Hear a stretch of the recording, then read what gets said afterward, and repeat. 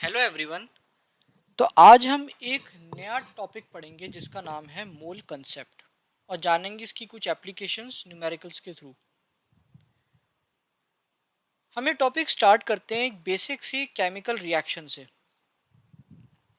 यहाँ आप देख पा रहे हैं कि हाइड्रोजन ऑक्सीजन के साथ में रिएक्ट करके और आपको H2O यानी कि वाटर दे रहा है, राइट।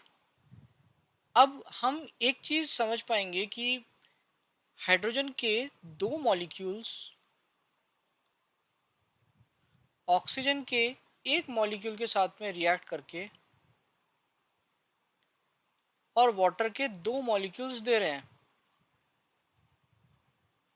तो हमें इस रिएक्शन से एक बात तो ये पता चल गई कि कितने मॉलिक्यूल्स इन्वॉल्व हैं। दूसरी एक बात अगर हम और जानना चाहें कि भाई कितना कितना वेट सबका या मास कितना इन्वॉल्व है, तो जैसे मैं हाइड्रोजन की बात करूं, हाइड्रोजन के एक मॉलिक्यूल का मॉलिक्यूलर मास कितना होता है 2U, और उसको हम 2 मॉलिक्यूल से मल्टीप्लाई करें तो आपको मिल जाएगा 4U, जहाँ पे U का मतलब क्या होता है, यूनिफाइड मास या unified molecular mass. Similarly oxygen के एक मॉलिक्यूल का कितना होता है यूनिफाइड मॉलिक्यूलर मास, 32U। तो अब देखो, जो रिएक्टेंट्स हैं उनका अगर हम सम करें यानी कि 4 + 32, तो हमें मिलेगा 36U। इतना वाटर इस रिएक्शन में बन रहा है। अब देखो, केमिस्ट ने ये सोचा कि भाई चलो ठीक है, ये हो गया मॉलिक्यूलर लेवल पर बेसिकली कि कितने मॉलिक्यूल्स, कितने ऑक्सीजन, कितने हाइड्रोजन के मॉलिक्यूल्स कितने ऑक्सीजन के साथ कंबाइन करके और वाटर बना रहे हैं। लेकिन मैं अगर आपसे कहूँ कि यहाँ मेरे पास अगर एक जार वाटर है, तो क्या एक जार के अंदर सिर्फ 2 मॉलिक्यूल होंगे पानी के? ऐसा तो नहीं होगा। या क्या सिर्फ 2 मॉलिक्यूल हाइड्रोजन के एक ऑक्सीजन के साथ में रिएक्ट कर रहे हैं? भाई एक जार में तो कई अनगिनत मॉलिक्यूल्स होंगे और उनका मास भी 36U तो होगा नहीं। ये तो बहुत ही छोटी यूनिट है। भाई मेजरेबल प्रैक्टिकल यूनिट्स क्या है, ग्राम्स है या फिर किलोग्राम्स है, राइट। तो केमिस्ट ने सोचा कि क्यों ना हम एक नई यूनिट डिफाइन करें कि जिससे हम ये पता कर सकें कि एक्चुअल में प्रैक्टिकली कितने नंबर ऑफ पार्टिकल्स एक रिएक्शन में पार्ट ले रहे हैं। और केमिस्ट लेकर के आए ये नई यूनिट मोल। जैसे हमने पढ़ा है ना एक डजन, कि एक डजन के अंदर 12 नंबर्स होते हैं। जैसे हम कहें एक डजन बनानास ले आओ, यानी कि 12 बनानास ले आओ। या फिर हम बोलते हैं 1 kg, 1 kg होता है 1000 ग्राम्स। ऐसे ही ये जो मोल है ना, ये भी एक यूनिट ही है काउंट करने की। ये बताती है कि कितने पार्टिकल्स हैं और ये भी बताती है कि उनका मास कितना होगा। दोनों ही बातें बताता है ये। अब अगर हम एक मोल को जानना चाहे तो देखो, पहला क्वेश्चन ये आएगा कि भाई हाउ मैनी पार्टिकल्स इन 1 मोल, एक मोल में कितने पार्टिकल्स हैं। भाई हम अगर यूनिफाइड मास की बात करें, जैसे अब अगर हम एक यूनिफाइड मास बोल रहे हैं तो उसमें एक एटम भी हो सकता है या एक मॉलिक्यूल भी हो सकता है। एक मोल में कितने पार्टिकल्स होंगे? अब मैं यहाँ पे वर्ड जब पार्टिकल यूज कर रहा हूँ ना, इसका मतलब है एटम्स भी हो सकते हैं या फिर वो मॉलिक्यूल्स भी हो सकते हैं और वो आयंस भी हो सकते हैं, तीनों ही हो सकते हैं। पार्टिकल एक जनरल वर्ड है। इम्पॉर्टेंट ये है कि एक मोल का कितना मतलब होता है। तो एक मोल जब भी हम बोलेंगे तो मतलब 6.022 इंटू 10⁻23 पार्टिकल्स एक मोल में होते हैं, और ये मोल की डेफिनेशन है। ये जो नंबर होता है ना, इसको अपन कैपिटल एन नॉट लिखते हैं और जिसका मतलब होता है Avogadro number, number of particles. यानी कि मैं जब भी एक मोल लिखूंगा ना, तो एक मोल का मतलब होएगा 6.022 इंटू 10⁻23, इतने नंबर ऑफ पार्टिकल्स हैं। जैसे एक डजन अभी हमने यहाँ देखा ना, एक डजन का मतलब होता है कि भाई 12 नंबर है। इसलिए ऐसे ही ये जो एक मोल है इसका मतलब हो गया Avogadro number of particles, right. अब देखो, जैसे हमने अभी देखे भाई एक मोल में ठीक है इतने पार्टिकल्स हैं, how much one mole particles weigh, उनका कुछ वेट भी होता है क्या? तो ऑब्वियसली यस। क्यों? क्योंकि भाई जब इतने पार्टिकल्स हैं तो इनका वेट जो होगा वो यूनिफाइड मास में तो होगा नहीं, कुछ बहुत ज़्यादा वेट ही होगा या कुछ सिग्निफिकेंट वेट होगा जो हम प्रैक्टिकल यूनिट्स से नापें। तो एक मोल की दूसरी डेफिनेशन निकल करके और आती है कि जब हम बोलते हैं एक मोल, केमिस्ट ने इसे डिफाइन किया है एज रिलेटिव एटॉमिक या फिर मॉलिक्यूलर मास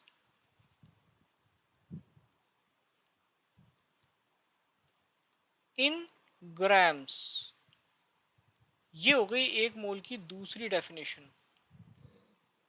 एटॉमिक मास हो या मॉलिक्यूलर मास हो, उसको हम लिखेंगे ग्राम्स में। थोड़ा और इस डेफिनेशन, इस लाइन को अपन समझते हैं। जैसे कि मैं अगर एक एटम हाइड्रोजन की बात करता हूँ तो उसका जो यूनिफाइड मास कितना होता है, 1U होता है, हम यही लिखते हैं। लेकिन यही अगर मैंने एक मोल हाइड्रोजन की बात करी ना, तो उसको मैं, उसका जो मास होगा ना, मैं लिखूंगा 1 ग्राम्स। अब आपको यहाँ समझ में आ रहा होगा कि मैंने कुछ नहीं किया है, जो यूनिफाइड मास है ना इसको मैंने ग्राम्स में लिख दिया है और कुछ नहीं। बस यही हमें हमेशा करना होता है। और यही जो है ना इस रिलेटिव वर्ड का मीनिंग भी है कि जब भी यूनिफाइड मास, मतलब जब भी मोल्स आए, उसको आप यूनिफाइड मास की जगह ग्राम्स में लिख दो। वो एक मोल पार्टिकल्स का मास हो गया ये। अब यहाँ ये मत सोचना कि भाई हमने सिर्फ ये लिख दिया है, ये एक एटम का ही, ये जो ग्राम है ये एक एटम का ही मास है, नहीं। ये कितनों का मास है, ये 6.022 इंटू 10⁻23 इतने पार्टिकल्स का मास है ये 1 ग्राम, मोल की डेफिनेशन के अकॉर्डिंग। तो हमें दोनों बातें पता चल गई। हमें ये भी पता चल गया कि कितने नंबर ऑफ पार्टिकल्स हैं और उन पार्टिकल्स का वेट क्या होने वाला है। ये हमें दोनों बातें पता चल गई इस मोल कंसेप्ट के थ्रू। अब देखिए, अगर हम समराइज करें तो एक मोल को मैं क्या बोल रहा हूँ, इस एक मोल को मैं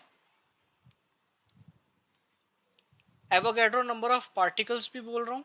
मतलब ये इसकी एक डेफिनेशन है, और एक दूसरी डेफिनेशन है ये कि जो भी एटॉमिक या मॉलिक्यूलर मास उसको आप लिख दीजिए ग्राम्स में। ये होती है एक मोल की डेफिनेशन। वैसे तो रियल डेफिनेशन ये है, क्योंकि हम मोल कंसेप्ट बनाया ही है नंबर ऑफ पार्टिकल्स फाइंड करने के लिए। एक दूसरी चीज़ जो हमें है, ये जो मास है ना वो भी हमें मिल जाता है। एक और चीज़, ये जो मैंने यहाँ लिखा है ना ये ग्राम्स, ये जो ग्राम्स है ना इसको हम मोलर मास बोलते हैं। जब भी हम मोल्स की बात करेंगे या एक मोल पार्टिकल्स के मास को फाइंड कर रहे हैं ना, तो एक मोल पार्टिकल्स का मास जो होएगा, एक मोल पार्टिकल्स का मास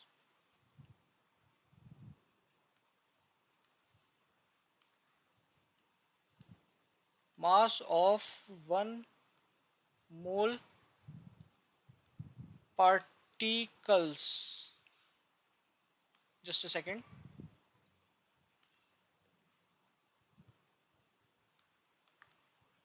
उसको हम बोलते हैं मोलर मास।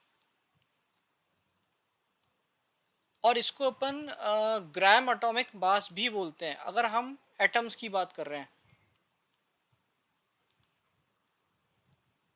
और अगर हम अपन मॉलिक्यूल्स की बात कर रहे हैं तो उसको अपन मॉलिक्यूलर मास बोलेंगे।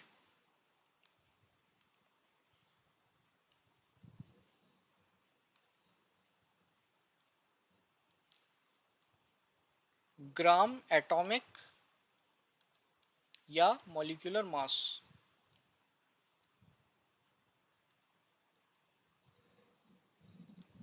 देखिए मेन वर्ड है मोलर मास। आप सिंपली मोलर मास बोल दीजिए।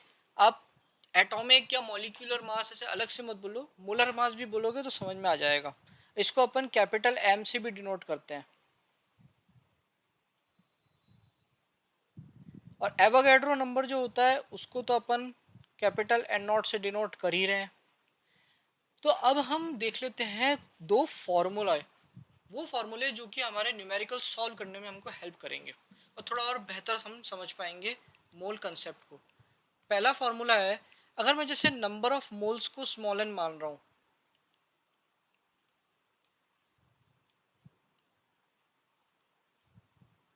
राइट, तो ये स्मॉल एन जो होगा ना, ये होएगा given number of particles upon Avogadro number of particles, यानी कि एन नॉट। ये इसकी पहली डेफिनेशन हो गई। और एक दूसरी डेफिनेशन,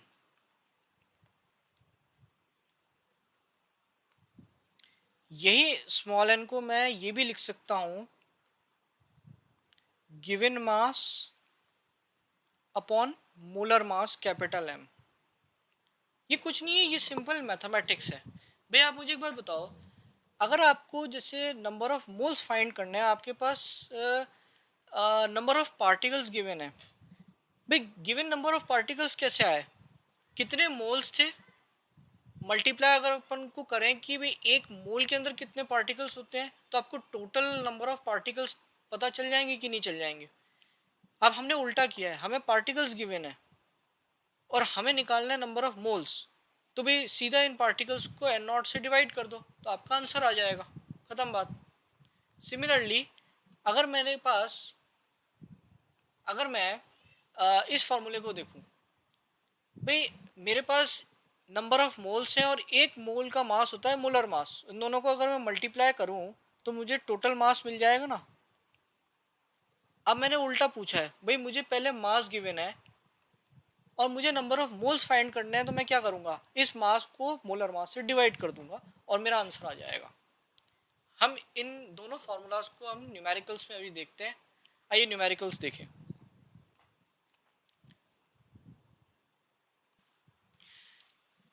पहला क्वेश्चन पढ़िए, calculate number of moles in 52 gram helium.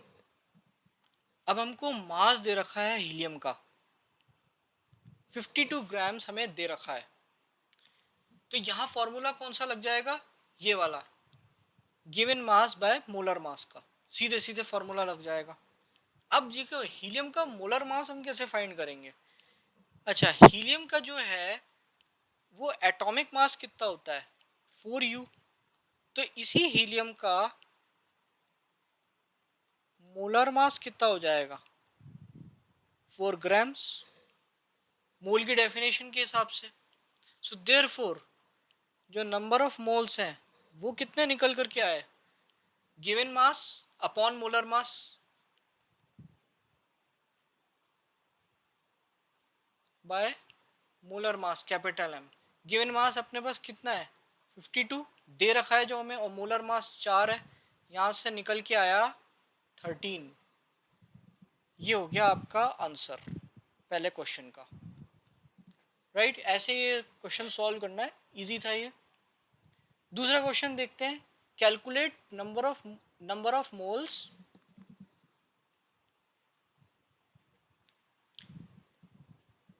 In these many number of helium atoms. अब यहाँ देखो, आपको helium number of atoms they रखे हैं, आपको काउंटिंग दे रखी है कितने पार्टिकल कितने एटम्स हैं। अब यहाँ दूसरा वाला फॉर्मूला यूज होएगा, ये वाला, given number of particles upon Avogadro number of particles. आपके पास नंबर ऑफ पार्टिकल्स कितने दे रखे हैं, देखो, गिवन नंबर ऑफ पार्टिकल्स, मैं यहाँ पर वापस फॉर्मूला लिख रहा हूँ, और दूसरा कितना हो गया, एवोगैड्रो नंबर ऑफ पार्टिकल्स यानी कि एन नॉट।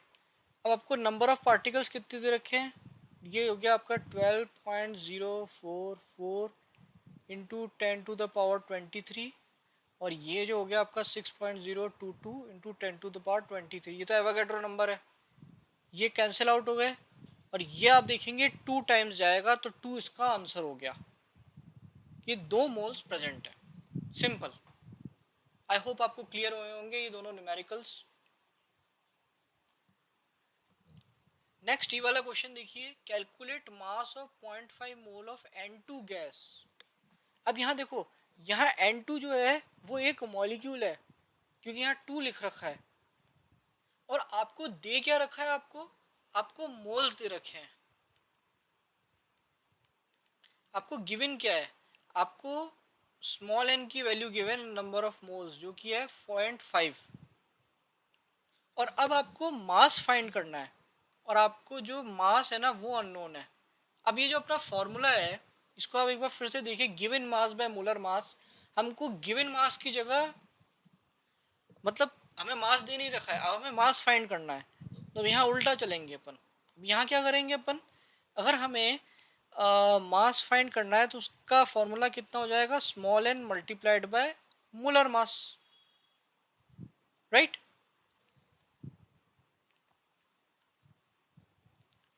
अब देखो मोलर मास हम कैसे निकालेंगे भाई। ऑब्वियस ही बात है कि जब हम N2 की बात कर रहे हैं, नाइट्रोजन मॉलिक्यूल की बात कर रहे हैं, तो N2 का जो मॉलिक्यूलर मास होता है वो कितना होता है, 28U। सो देयरफॉर इसका जो मोलर मास होएगा N2 का वो कितना हो जाएगा, 28 ग्राम्स। चेंज कर दिया हमने तो मोल की डेफिनेशन के अकॉर्डिंग। तो देयरफॉर हम यहाँ पर फॉर्मूले में वैल्यूज़ रखेंगे 0.5 इंटू 28। 0.5 का मतलब 1/2 होता है, आंसर आएगा आपके पास 14 ग्राम्स। ये हो गई m की वैल्यू। ऐसे ही फोर्थ क्वेश्चन भी देख लेते हैं अपन। अब यहाँ आपको क्या कैलकुलेट करना है, calculate mass of these many number of nitrogen atoms. अब यहाँ आपको देखो नंबर दे दिया है और उनका मास फाइंड करना है, आपको मास फाइंड करना है यहाँ पे। अब ये क्वेश्चन हम कैसे करेंगे, देखिए भाई, अगर हमें नंबर ऑफ, हमें मास फाइंड करना है, तो देखो मास की डेफिनेशन तो अभी हमने पढ़ी थी कि भाई नंबर ऑफ मोल्स पता हो और उनको मोलर मास से आप मल्टीप्लाई कर दो तो आपको मास पता चल जाएगा। लेकिन हमको नंबर ऑफ मोल्स तो दे ही नहीं रखे हैं, हमको तो नंबर ऑफ पार्टिकल्स दे रखे हैं। तो यहाँ इनडायरेक्टली हमसे पूछा गया है। अब देखो नंबर ऑफ मोल्स की डेफिनेशन क्या होती है, जितने भी आपको पार्टिकल्स दे रखे हैं उसको मैं एक n मान लेता हूँ upon Avogadro number of particles, जो कि अभी हमने डेफिनेशन पढ़ी है, गिवन नंबर ऑफ पार्टिकल्स और Avogadro number of particles, right. तो हम सबसे पहले नंबर ऑफ मोल्स फाइंड करते हैं और फिर उसको इसमें पुट कर देते हैं इस फॉर्मूले में, तो आपका आंसर आ जाएगा। लेकिन हम इतना भी क्यों करें, हम डायरेक्टली लिख लेते हैं ना भाई। हम यहाँ पे जो मास हमें फाइंड करना है उसको हम क्या करेंगे, मोलर मास इनटू, इनको हम रख लेंगे, ये n/n0 को यहाँ रख लेंगे। अब देखो नाइट्रोजन का जो मोलर मास क्या होगा वो हम डायरेक्टली अब लिख लेंगे। मैं आपको ऐसे ओरली बता रहा हूँ भाई, एक नाइट्रोजन एटम का एटॉमिक मास कितना होता है 14U। तो उसको अगर हम मोलर मास के फॉर्म में लिखेंगे तो क्या लिखेंगे, 14 ग्राम्स। तो यहाँ आप सिंपली लिख दीजिए 14 ग्राम्स मल्टीप्लाइड बाय कितने नंबर ऑफ पार्टिकल्स आपको दे रखे हैं, 3.011 10 टू द पावर 23। और एवोगैड्रो नंबर ऑफ पार्टिकल्स तो आपको पता ही होते हैं कितने हैं, ये जो है ये 2 टाइम्स जाएगा, राइट। और आप 2 से 14 को भी कट कर लीजिए तो ये 7 टाइम्स जाएगा। तो आपका जो मास हो गया वो हो गया 7 ग्राम्स। ये है आपका आंसर। तो आई होप आपको ये न्यूमेरिकल्स समझ में आए होंगे। हमने 4 अलग तरह के न्यूमेरिकल्स देखे। हमने 2 तो ऐसे देखे कि जिनमें हमें नंबर ऑफ मोल्स फाइंड करने हैं, एक में हमको क्या दे रखा है, मास गिवन है, और एक में हमें नंबर ऑफ पार्टिकल्स गिवन है। और दूसरा हमने 2 न्यूमेरिकल्स देखे जिनमें हमें अगेन मास ही फाइंड करना है, लेकिन एक में हमें मोल्स गिवन है, एक में सिर्फ पार्टिकल्स गिवन है। तो हमने 4 अलग टाइप के न्यूमेरिकल्स देखे हैं, और इससे आई होप आपको कंसेप्ट क्लियर हुआ होगा कि कैसे हमें फॉर्मूला यूज़ करने हैं। ये टॉपिक बेसिकली एक मैथमेटिकल टॉपिक है, इसमें मैथमेटिक्स का यूज़ है। तो हम समराइज कर लें वंस अगेन। अगर हम लिख रहे हैं एक मोल, तो एक मोल का मतलब क्या हो गया,